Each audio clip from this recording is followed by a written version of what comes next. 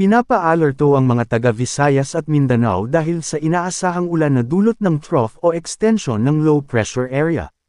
Kabilang sa magiging apektado ng trough ng LPA kung saan makakaranas ng heavy to intense rain ang Eastern Visayas, Leyte, Southern Leyte, Dinagat Island, at Surigao del Norte. Ayon sa PAGASA, posibleng maranasan ang malalakas na pag-ulan sa susunod na oras.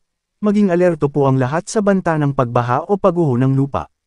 Samantala namataan ng PAGASA ang low pressure area sa layong 1,255 km sa silangan ng northeastern Mindanao. Ayon sa PAGASA, mababa ang tsansa na ito ay maging isang ganap na bagyo. Bukod sa low pressure area, patuloy namang nakakaapekto sa Luzon, Basilan, Sulo, at Tawi-Tawi, ang malamig at mainit na hanging habagat. Base sa rainfall forecast ng Metro Weather, posible ang light to moderate rains ngayong umaga sa Palawan, Visayas, at ng Mindanao. Pag-asapit ng hapon, uulanan na rin ang iba pang bahagi ng bansa kasama ang Metro Manila. Asahan ang mamulimlim na kalangitan sa bahagi ng Visayas at Mindanao. Asahan din ang biglaang pag-ulan na dulot ng low pressure area.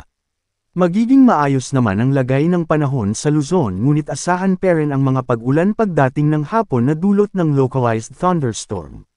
Manatiling nakatutok sa Weather Balita para sa bago pang update. Don't forget to subscribe. Thank you for watching.